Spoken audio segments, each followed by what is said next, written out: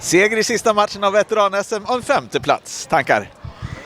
Ja, men i vanliga fall tycker man väl en 5:e plats i Sverige är ganska dåligt. Så här. Men ja, vi får vara väldigt nöjda med det tycker jag efter förutsättningarna. Jag tycker att det är någonstans ganska bra gjort ändå. Hur skulle du utvärdera den här upplevelsen? Ja, men superkul. Alltså, bortsett från det spelmässiga och innebandymässiga så är det jättekul att träffa alla gamla sådär som man har... Ja, det var ju starten på min karriär, många av de här killarna som är med nu. Och de har ju inte rört en klubba på 10 år, så att det har varit superkul att träffa dem, verkligen. Sen liksom innebandymässigt så har det varit upp och ner.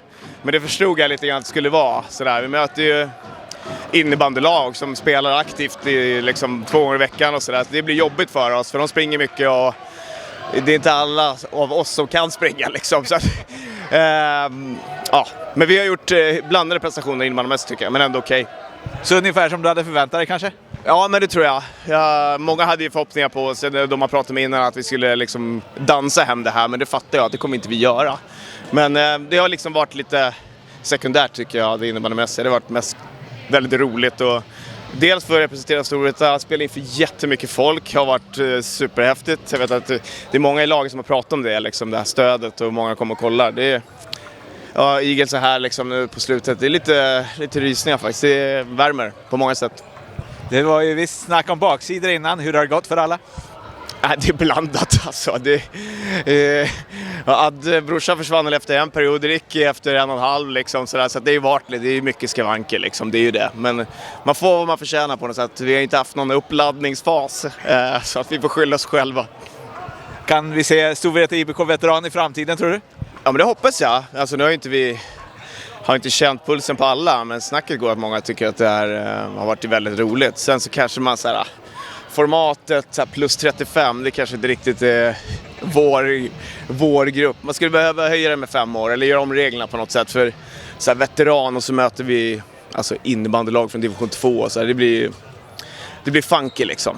Inte riktigt rättvist, men samtidigt vill vi anmäla oss och skylla oss själva kanske, men upplevelsen tror jag att alla tycker har varit väldigt kul. Och hur tycker du själv det har gått?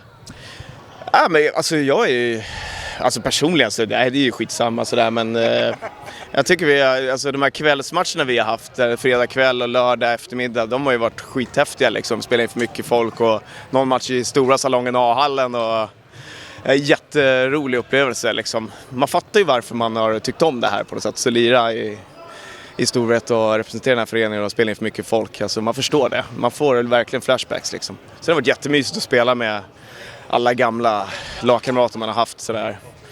Som Mika som inte heller har spelat på länge. Alltså tajmingen är där liksom. Jag vet när jag får bollen och han släpper dem i rätt läge. Det är som sista målet vi gör idag. Alltså du vet sådär.